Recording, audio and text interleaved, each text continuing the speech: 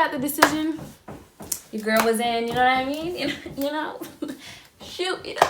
I know if I knew these things at the beginning, I would not have panicked. None of that. It would have just been a breeze, you know what I mean? They're gonna want you in college. Oh yes, of course.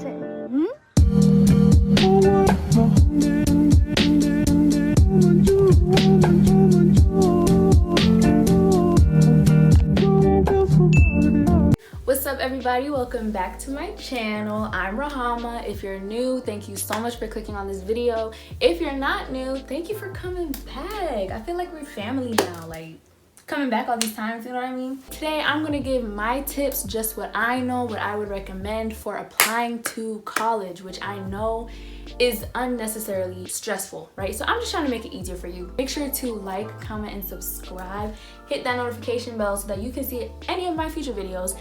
And after you watch this one, make sure to go back and watch my other one. So first, I'm going to tell you guys about where I applied, where I'm going, why I applied to where I went. So as you can see, I'm going to Emory University. I wanted to go to Emory because, well, one, they're great for medicine. I mean, they have connections to the CDC, they have their own hospital, great courses, and it's in Atlanta. There's so much to do in Atlanta. I would love to spend the rest of the 4 years there. I also applied to Augusta, Mercer, Georgia State, Georgia Southern, and the University of South Carolina. I only applied in-state just because that in-state tuition can't beat that, all right? And I didn't see that as a necessity for me. I was about to apply to Harvard, you know, the Ivy Leagues and stuff. And then I got my decision for Emory, and it's at the top of the list. I'm gonna go there, right? Which brings me to my next thing. The difference between early decision, early action, regular. It's really all just a difference of when you get your decision. When you do early decision or even early action, it shows the college that you really, really want to go there because you're doing all this stuff beforehand. Now, the thing with early decision, I would not recommend that unless you absolutely for sure, 100% for sure know that you want to go there. I always wanted to go to Emory. I want to be in medicine. I know that for sure. And I know that they could help me get to where I want to go. With FAFSA, I know that I would be able to get enough help with tuition that I needed. So, you know, putting all those factors in, I was like, okay, if I do early decision, first off, I get my decision, I think it was either the end of November or the beginning of December. So boom, I already know I don't have to apply to any other colleges after that. And two, it's showing the colleges, like I said before, that you really want to go there, that's your number one choice, right? Early decision, you can only apply to one college. Early action, you can do multiple. So I did early decision for Emory, and then everything else I did early action. I applied through the Common App. I know some people, they're like, oh, the Common App, they take it differently as if you were to apply directly through the university, but I don't think so. I mean, look at me, I applied to all of my colleges through Common App and I still got it. As long as you have enough information. Plus, it's so much easier. I feel like I would have been even more stressed out if I did all these individual applications because you have to repeat the same thing. But with Common App, it's the same thing. You just gotta boop, boop, boop, and you're done. And if a specific university have certain supplemental questions they want you to answer, Common App puts that too. Like, it's not like it's just one application then you're done. Now, if I'm being completely honest, I did not think I was gonna get into Emory initially just because like Emory is kind of, you know, it's a top school. And then I got the decision, your girl was in, you know what I mean? You know? Shoot, you know.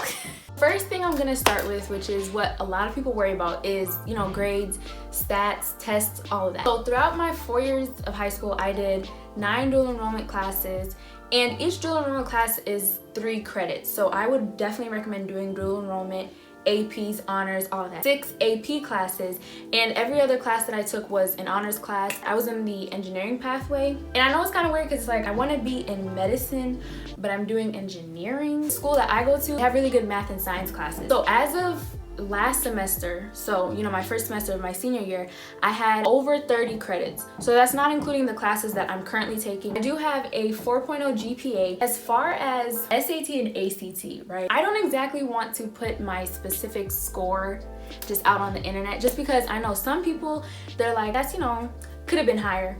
And then some people would be like, oh, that's the goal I wanted to go to. So I feel like with SAT and ACT scores, even when you look up college stats of what's the average score, it's always at least above 1250s, right? So I feel like as long as you're in that range, you'll be fine.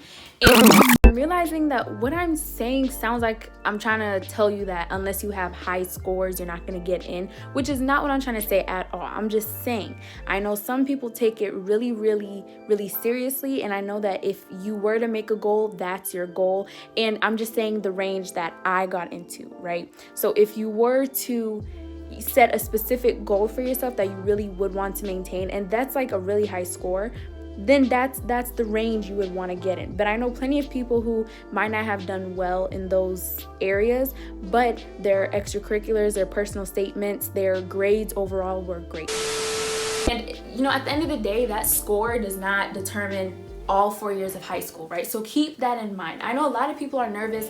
They're like, oh, I don't have that high of scores, but everything else I excel in.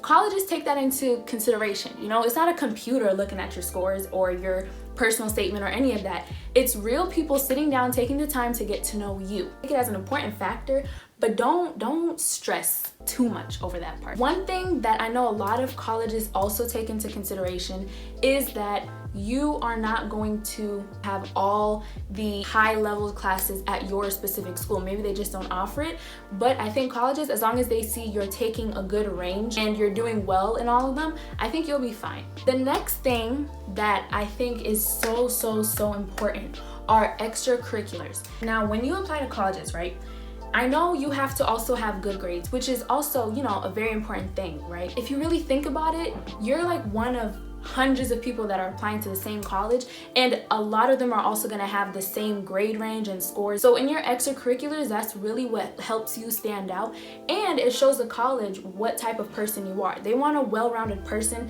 that's not only doing good in class, but outside activities. Are you volunteering?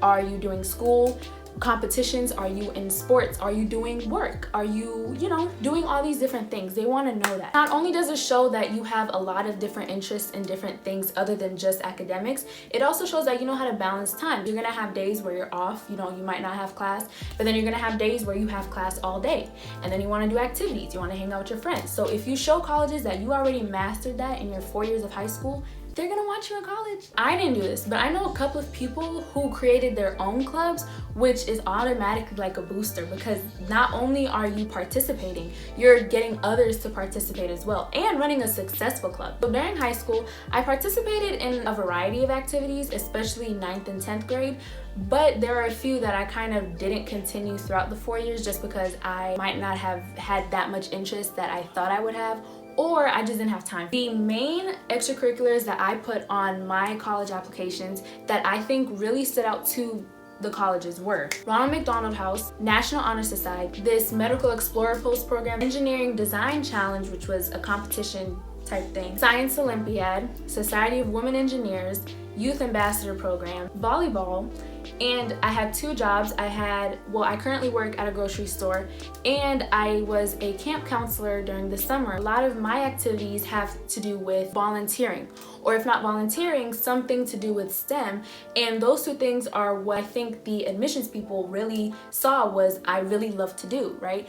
And going with my career choice being in medicine, I think those 2 things are very important as well. I did not have a leadership position in every single one, but I did spend a lot of time in those activities. So I know a lot of people are like, oh, I'm not gonna mention it unless I'm like controlling it, but that's not it. And you don't have to do as many as I did either. You can do like 3, but if they're the 3 that you spend a lot of hours per week on, colleges will take that into account as well. And another thing that colleges really like to see is that you're doing activities that are outside of your school, right? If you're doing something with your community or even with your church or Boy Scouts, Girl Scouts, those things, mention that. Mention everything. Basically, mention everything in here that gonna hype your head out. And a couple of these, like maybe 1 or 2, I only did my 10th or 11th grade year or my freshman year. Asked you how long you've been doing it, but I still put it on there because it's still something I put my time into and something that's effective and helps people. Another thing that I think is pretty important, especially now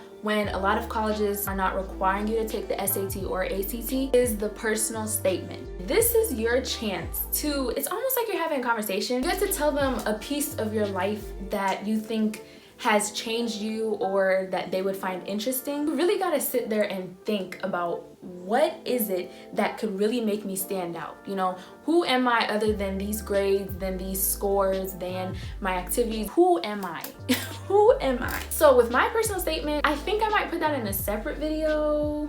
I don't know, we'll see. Writing a personal statement, first off, writing about yourself, just talking about yourself, I feel like is kind of difficult in itself. I did like 3 drafts of mine. I had 2 ideas originally, and then I realized that one of them I just didn't have a lot to talk about. So I just did the second one, and the second one was unique. The one thing I saw the most is you have to think of something that these admissions people have never heard of before. And also, an important thing is having a good hook, right? It can be the most absurd thing, but as long as you somehow make it relate to growing somehow as a person, or learning something, or just why you chose that school, or you know, things like that, because they give you an option what you can talk about, just like idea starters. I chose the last one. I know somebody, it sounds weird, but they made a story about a toilet relate to how they learned a lesson about being with others. I don't know, but you can literally write about anything. You know, a good thing to talk about in these personal statements is, you know, about your obstacles that you've overcome in life. But I know a lot of people, they talk about their story and then that's it. But with colleges, what they really want to see is